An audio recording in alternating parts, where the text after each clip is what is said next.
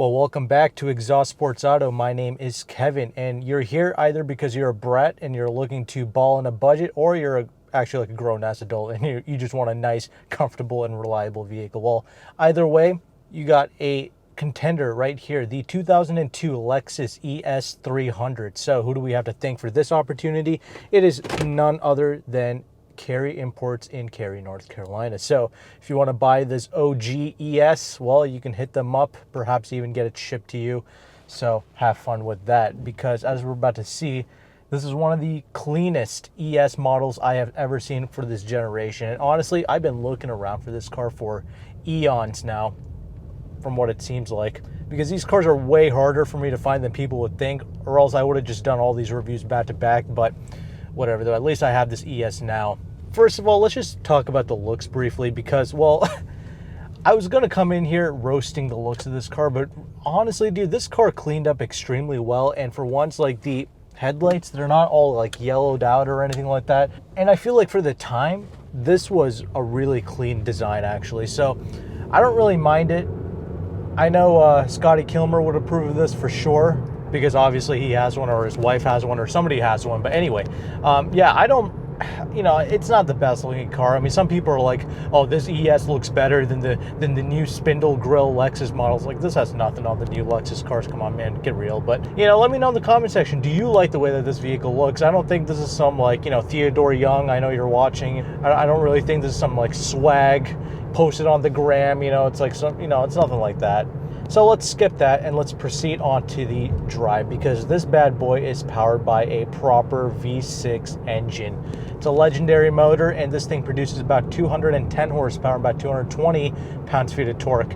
Those are better numbers than a brand new Camry, a four-cylinder one, but you know what I mean. And speak of the devil, I got a brand new Lexus ES in front of me.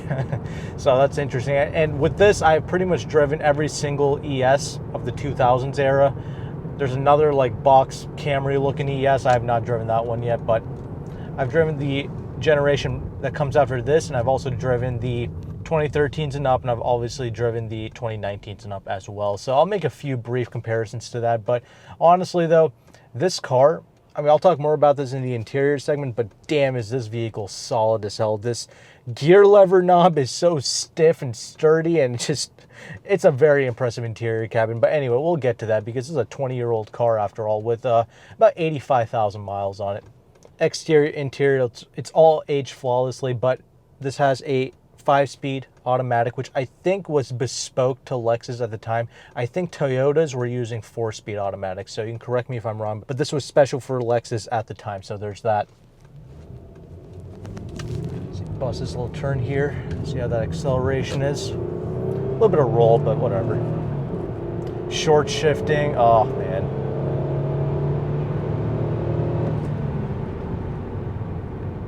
It's definitely got more than enough pep. Most importantly though, it's naturally aspirated, and that's what makes this bad boy special. But no, it's not a rocket ship, and that's fine, because this is at least not some stupid 4-cylinder turbo.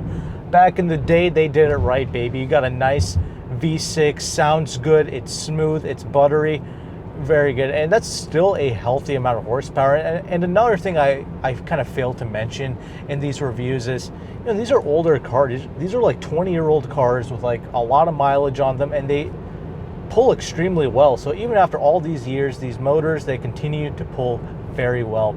This thing weighs about 3,450 pounds, not at all a bad weight figure. You got two 15-wide tires in all 4 corners and 16-inch rims. So very impressive there. That's obviously going to be helping out with the ride quality here. It's not some insane 18, 20-inch, 27-inch wheel setup or anything like that, so that's good. Here, bust this turn as well.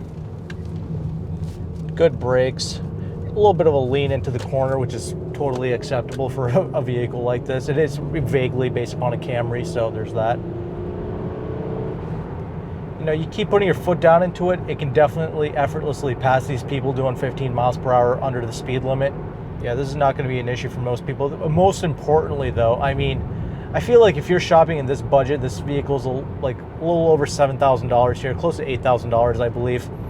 What you're going to be getting is supreme comfort. I mean, this is a near LS rivaling ride quality. Actually, it is so impressive and very quiet. Now, this vehicle does not use double pane glass. In terms of quietness, it is definitely not in line with an LS that doesn't have any wind noise issues anyway. This one, there's no like wind noise, but you get a little bit more of the tire noise, things of that nature. But for the most part, this is pretty damn quiet, not too much wind noise or anything like that. And again, brakes are good, predictable. Steering is has a correct weight to it. It's surprisingly well weighted. It's not super vague or sloppy or anything like that. Again, I wish more reviewers would go back and review some of these older vehicles, because I find it to be very important. New cars are great and all. I mean, I review new cars, but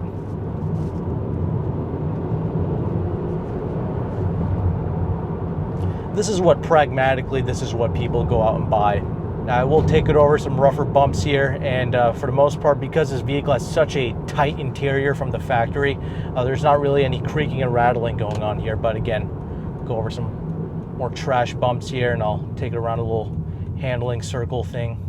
Again, the most important thing is you have confidence here, because, well, even though it's not like a BMW or anything like that, there's no strange maneuvers. It never feels like, you know, you brake and you're not gonna, you know, stop in time or anything like that. So that's good.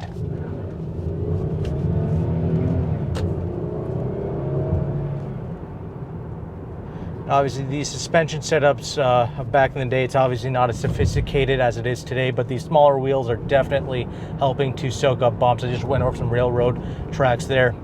Absolutely no problems at all. 5-speed automatic means that, you know, not too many gears for it to go down. It gets about 20 city, 29 on the highway. Definitely not bad MPG numbers.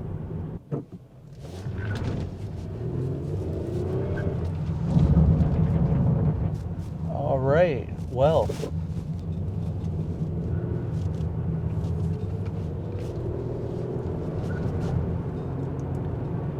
Definitely a little sloppy, you know, that's to be expected. I mean, I definitely forgive it for what this is. You know what I'm saying? It doesn't have like the most epic chassis or anything like that. Like I mentioned, it's definitely not meant to be a BMW. It's always got a predictable handling characteristic. It's always got good brakes, good steering, and that's what I like here. So it makes for an epic, cheap daily driver, and that's the main reason why you want to look into this. And even compared to some of the new cars, biggest advantage is that silky smooth V6 engine.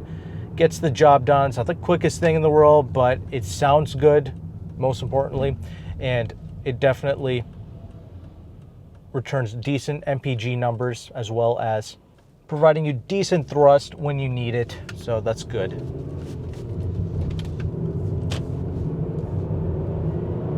See, look at this right here. We'll always like a short shift for you, so you know you do have to keep that in mind. Otherwise, the Redland was around 6,000 to 300 RPM, something like that.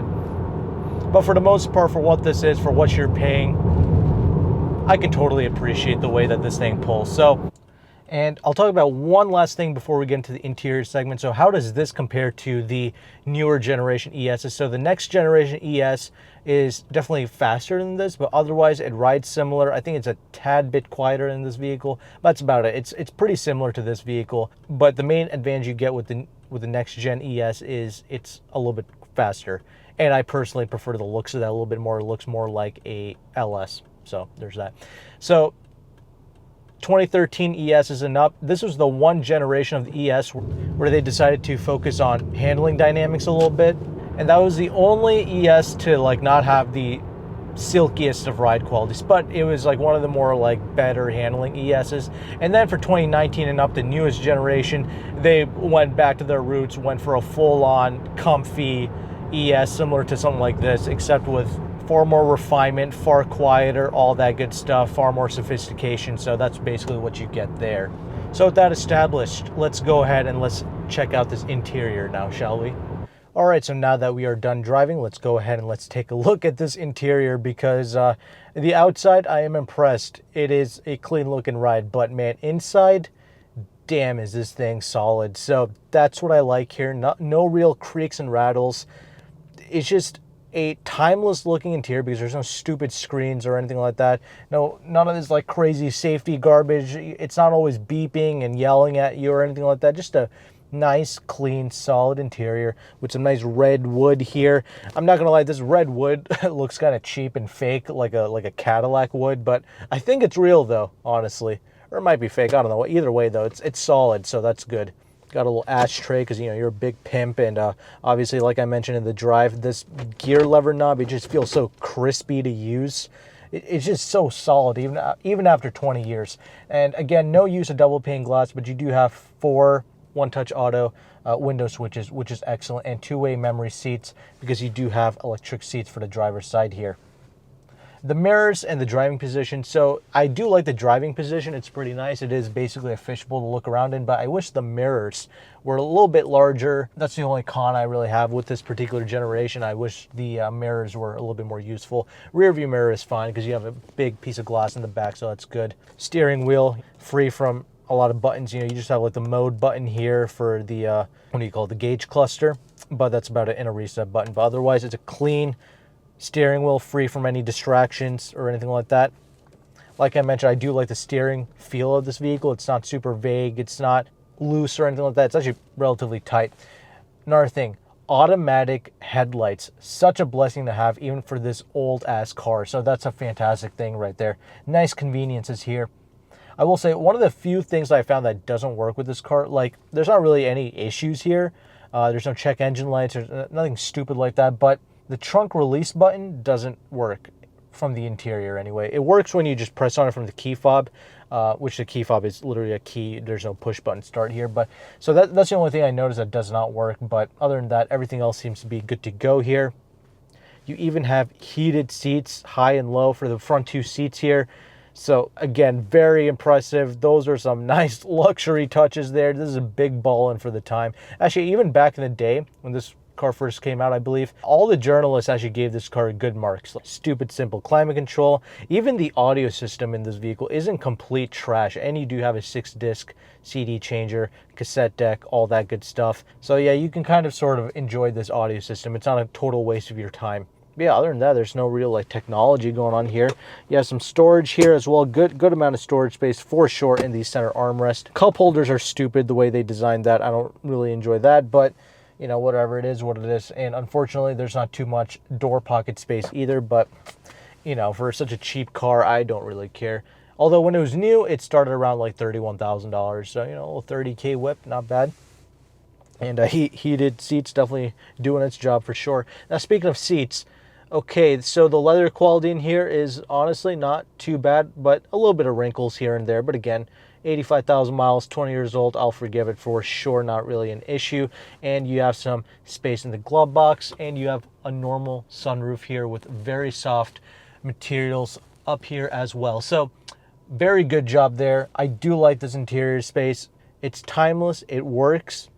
It has some nice creature comforts that you can enjoy every single day. And honestly, this is very impressive for like a $7,000 or $8,000 car. Now let's go ahead and let's talk about the rear seats. So this overall car is about 191 inches long. Where the ES always excelled at was the size, because this is like a mid-size car size basically, but it's priced around more entry-level luxury car, like 3 Series C-Class types of prices, but you get like 5 Series E-Class types of space in here. Now, 191 inches, 107-inch long wheelbase. It's not like a plethora of space like it is with like today's new cars, but it's not bad. I can fit. I'm 5'11". Getting in and out of this car is easy. And you do have HVAC back there as well. Headroom is fantastic in this vehicle, front and rear. But yeah, anything taller than like 6 feet tall, honestly, and it's a little bit, you might be a little bit constricted, but it's not bad as a whole. But the seats continue, it's actually even softer in the rear. So a very plush car. I mean, passengers are gonna absolutely love it. Just a nice daily driver. And unfortunately though, you cannot fold down the rear seats. I mean, it just sucks. I don't think you can fold down the rear seats in any ES. Just a stupid design, especially for a front wheel drive car. Like the IS, it always was able to fold down the rear seats, but this thing, not so. Never understood that. The IS is the rear wheel drive car. This is the front wheel drive car. But anyway, whatever though. The trunk though is the size of an LS. Massive trunk. And I think you have like a full size spare back there as well. So huge spare, huge trunk. That's great. That makes up for it a little bit, I guess. So conclusions, Get it for a cheap price. I mean, hell, it's super reliable. I think the only real problem with it is like at 100K miles, the ignition coil could possibly fail. That's like a $200 part or something like that. So as a whole, dude, you got really nothing to worry about with this thing. I just don't think it's like, you know, brimming with swagger. For the right price, I think it's cool. Most importantly, though, it's comfortable and it's quiet. And you have a good sounding engine. Even though it's not like the fastest thing on the planet, it gets a job done and it sounds good. So leave your thoughts down below in the comment section what you think about the 2002 ES300. And let me know what other cars you would like me to do. So take care and goodbye.